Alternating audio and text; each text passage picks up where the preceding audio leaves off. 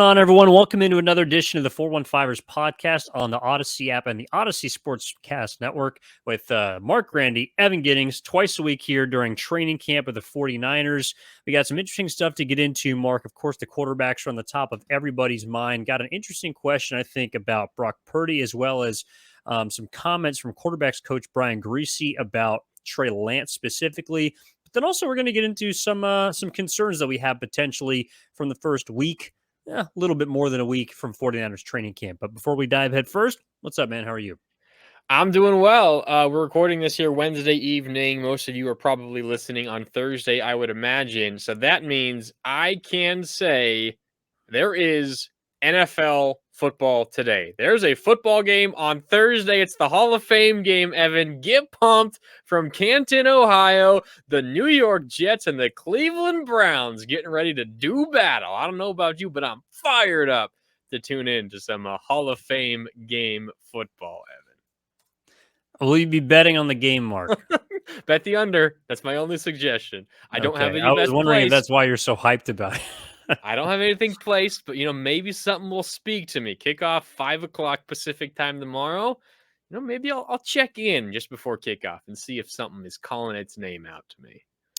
Honestly, I think the only thing that people should be excited about when it comes to the Hall of Fame game are the people actually going into the Hall of Fame. And I myself have only one person that I would like to thank on behalf of all quarterbacks across the NFL, and that is Don Coryell, because without him, nobody's making $50 million a year. Nobody's coming close to even making $20 million a year. So you have Eric Coryell to thank for revolutionizing the passing game.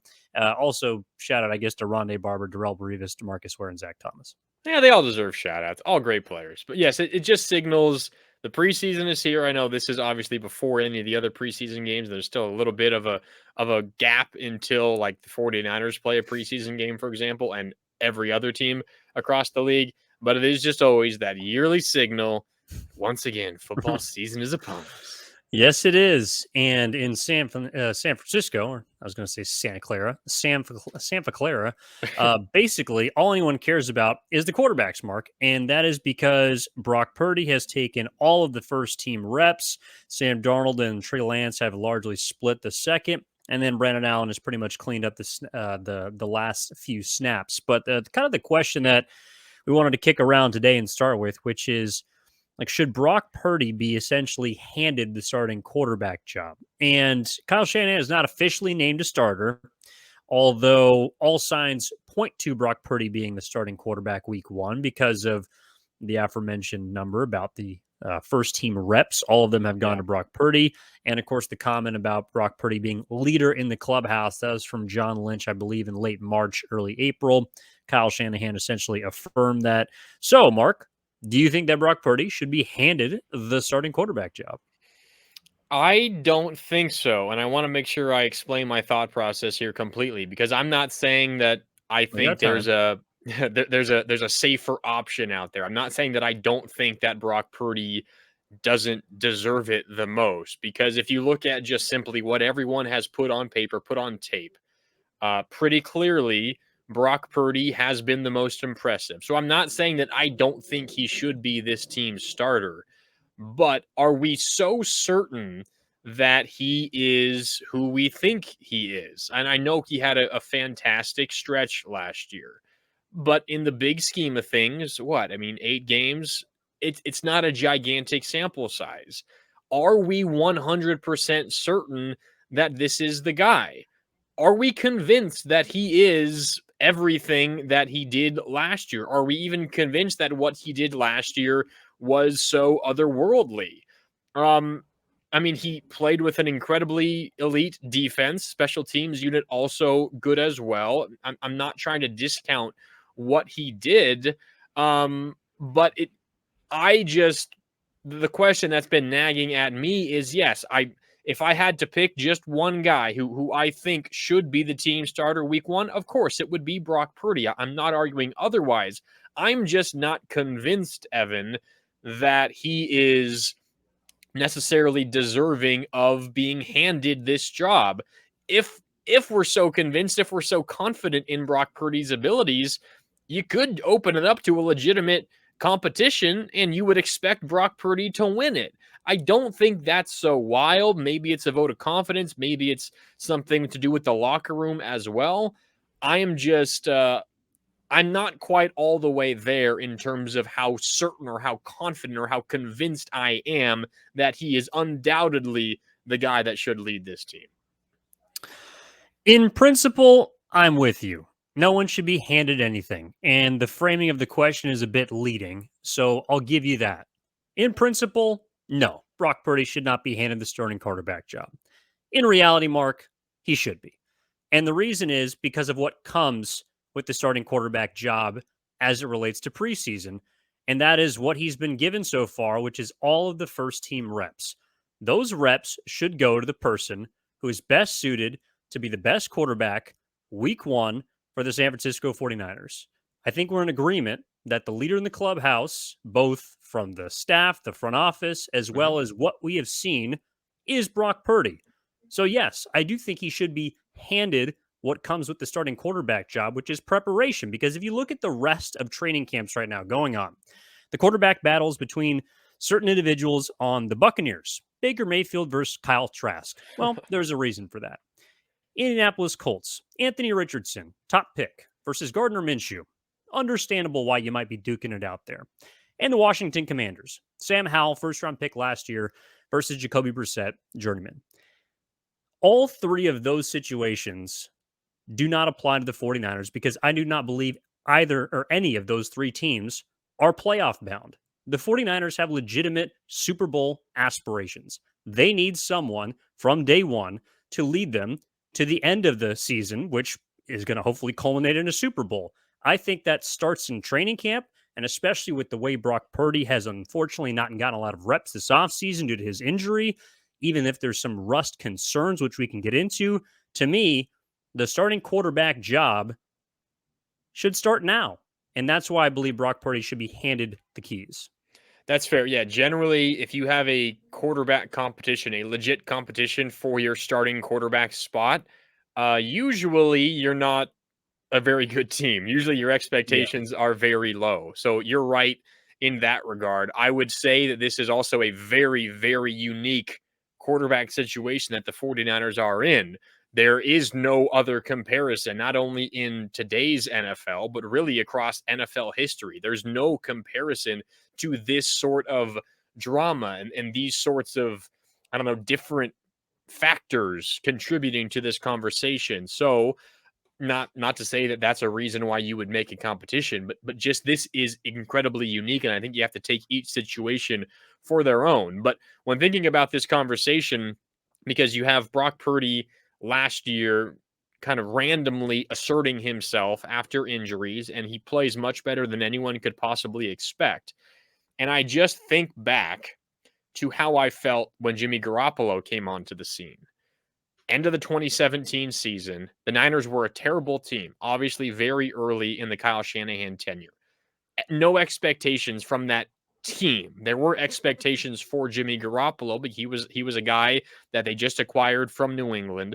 Not that everyone was expecting him to be a future Hall of Famer or that sort of thing, but this was your new quarterback and a guy that your young star head coach handpicked. Jimmy Garoppolo, you expect him to be good. And because of injuries, he gets in at the end of the season. And what does he do? He goes 5 for 5. He wins 5 straight games on a team that was otherwise one of the worst teams across all of football up to that point that season. And I remember how I felt. I felt like the Niners struck gold. I felt like he was a future Pro Bowl, and if things broke right, a future Super Bowl winning quarterback for the San Francisco 49ers. He was close. Obviously, he was close, but my point is how I felt in that moment, Evan, is nowhere near how I felt after a couple of more years with him at the helm. And maybe injuries are a factor. I mean, he came out as the starting quarterback the following season, and I think week 3 tore his ACL. Then the following year is when they went to the Super Bowl. But Garoppolo never really rekindled my emotions like he did those first 5 games that he started at the end of that 2017 season.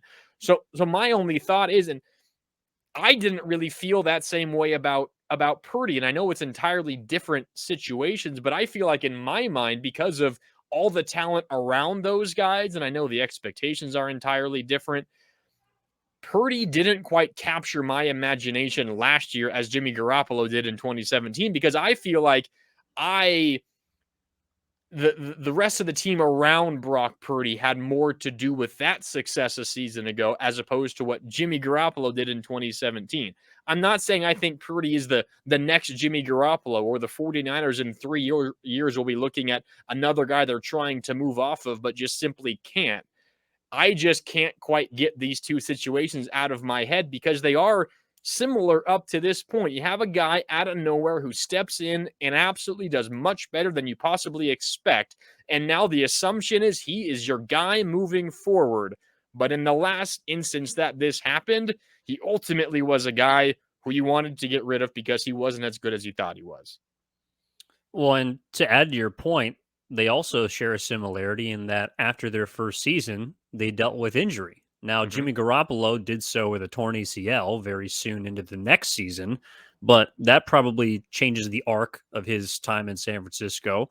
Brock Purdy, it's a different injury, but it's still one that's costly and could potentially change the way you play. So I'm with you from that sense. It's, you're not exactly sure. To me, the question mark is not so much because of year to year, but because of the injuries that both of those guys sustained.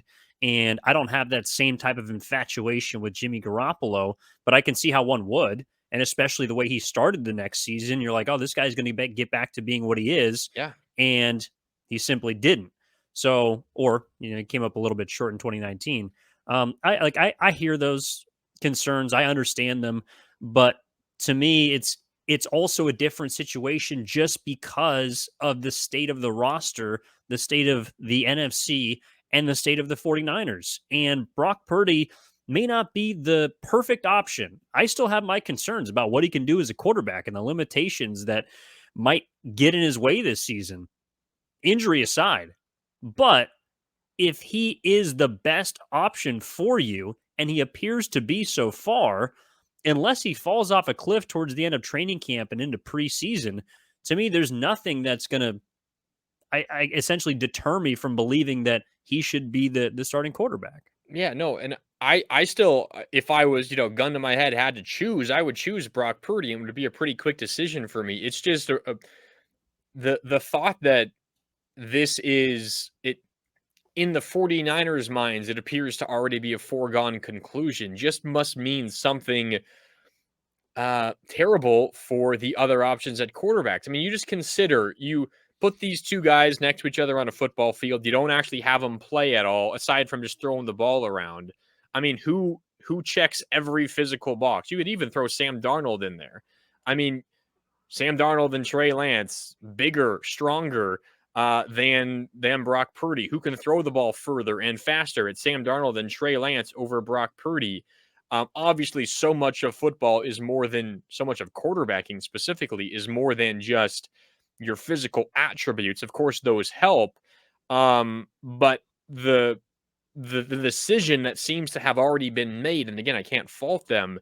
It just speaks to, on one side, how much they must believe in Brock Purdy's his innate abilities as a quarterback, his ability to make the right read and be on time and all of those things and handle the pressure coming from the weak side and check out of a certain protection to make sure you pick up that blitzing linebacker or you see the safety coming off the edge and you can adjust all of that. He just must be so much further ahead in those things than Trey Lance is. One, to make up for some of his physical shortcomings, including some injuries now. I mean, he also had a fractured rib his first start against Tampa Bay, and then he went in that Thursday night game the next week against Seattle and fought through it and played. But this is a guy who has an injury history now at this level as well, in addition to, of course, the elbow. He just must be so much better at those